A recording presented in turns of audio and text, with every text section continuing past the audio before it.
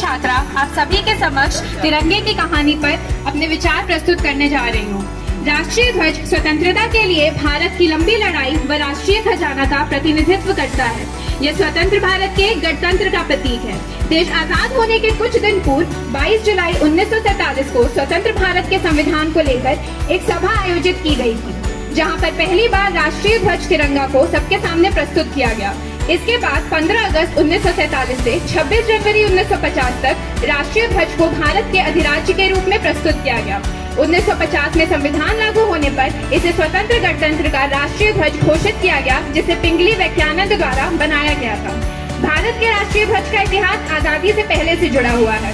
भारतीय राष्ट्रीय ध्वज का विकास आज के इस रूप में पहुंचने के लिए अनेक दौरों से गुजरा। एक रूप से यह राष्ट्र में राजनीतिक विकास को दर्शाता है। 1904 से 6 के आसपास पहली बार राष्ट्रीय ध्वज लोगों के सामने आया था। उस समय इसे स्वामी विवेकानंद की आयरिश शिष्या सिस्टर निवेदिता ने बनाया था। कुछ समय बाद इस ध्वज को सिस्टर निवेदिता ध्वज कहा जाने लगा। इस ध्वज का रंग लाल व पीला था, जिसमें लाल रंग आजादी की लड़ाई व पीला रंग जीत का प्रतीक था। इस पर बंगाली भाषा में वंदे मातरम, जिसका अर्थ वंदे मातरम है, लिखा गया था। सिस्टर निवेदिता की रचना के बाद 1906 में एक बार फिर नए ध्वज का निर्माण हुआ। इसमें 3 रंग समाहित थे। सबसे ऊपर नीला, फिर पीला व सबसे नीचे लाल रंग था। इसमें सबसे ऊपर की नीली पट्टी में 8 अलग अलग तरह के सितारे बने हुए थे। सबसे नीचे लाल पट्टी पर एक ओर सूर्य व दूसरी ओर आधा चंद्रमा व एक तारा बना हुआ था। पीली पट्टी में देवनागरी लिपि में वंदे मातरम लिखा गया था। इसी साल इस ध्वज में थोड़ा बदलाव किया गया। इसमें 3 रंग ही थे, लेकिन इन रंगों को बदल दिया गया। इसमें केसरिया, पीला व हरा रंग था, जिसे कलकत्ता ध्वज कहा गया। इसमें सबसे ऊपर आधे खिले हुए 8 कमल बनाए गए थे, इसलिए इसे कमल ध्वज भी नाम दिया गया। इसे सचेंद्र कुमार बोस व सुकुमार मित्रा ने बनाया था।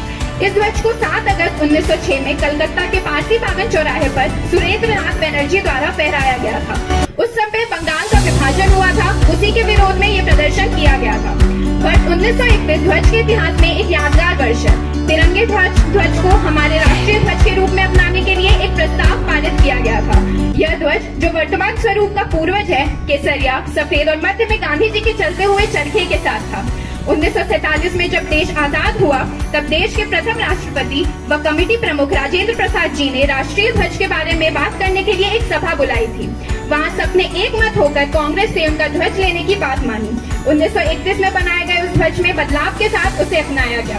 बीच में चरखे की जगह अशोक चक्र ने ली। इस प्रकार अपने देश का राष्ट्रीय ध्वज तैयार हो गया, जो आज भारत और भारतवासियों की आन, मान और शान है। धन्यवाद।